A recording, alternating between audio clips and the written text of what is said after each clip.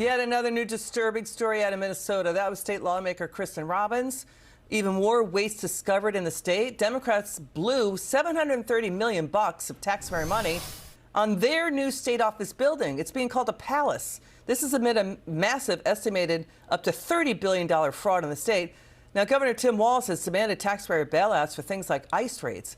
Let's talk to this representative right now. Bring it back into the show, Kristin Robbins. Kristin, we always love having you on. Thanks again for joining us. Can you describe for viewers what's going on here? They're only in session 5 months a year, and they're demanding a palatial office with a grand glass entrance and a swanky atrium. What's happening?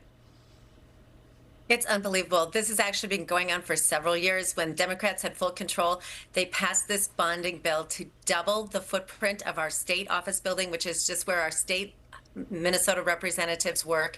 And it is doubled in size, and we're only open 5 months a year. And it's $730 million to remodel this one building. It honestly did need some HVAC upgrades and some safety upgrades, but $730 million for one building.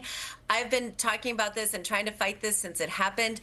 We call it the palace for politicians. Minnesota citizens do not want this. And when you look across our state, you don't see any cranes. Nothing's being built here except for this palace for politicians.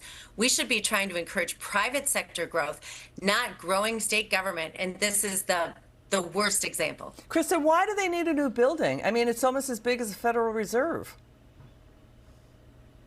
Oh, it's shocking. So we have, like maybe 15 years ago, all the senators and all the House members had their offices in the smaller view. And then now the Senate has their own new office building. That was $90 million, which was a lot. Taxpayers were furious about this. This is $730 million just for members of the House. There are only 134 of us. It's ridiculous.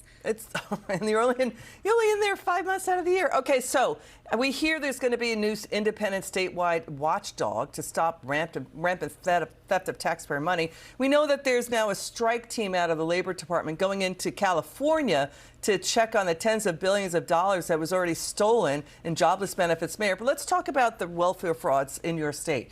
You know these daycare frauds that were shut down? Have you heard any parent complain that these daycares were shut down? Because if they haven't spoken up, isn't that proof that this was all fraudulent activity and theft of taxpayer money?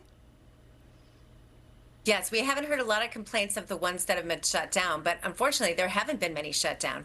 I gave the department a list of 72 daycares we had concerns about last February, and until the Nick Shirley video came out, I don't think they'd done anything with it. And now they're belatedly ramping up inspections and trying to do site visits, which I'm glad they're doing, but I don't know why it's taken all this attention for them to do their jobs, and it's incredibly frustrating. But I think most of them are still open, so we have to have the pressure on. I mean, we've got cyber hackers from overseas targeting the U.S. We're looked at as like dupes and idiots overseas that we let this stuff happen. Kristin Robbins, thanks.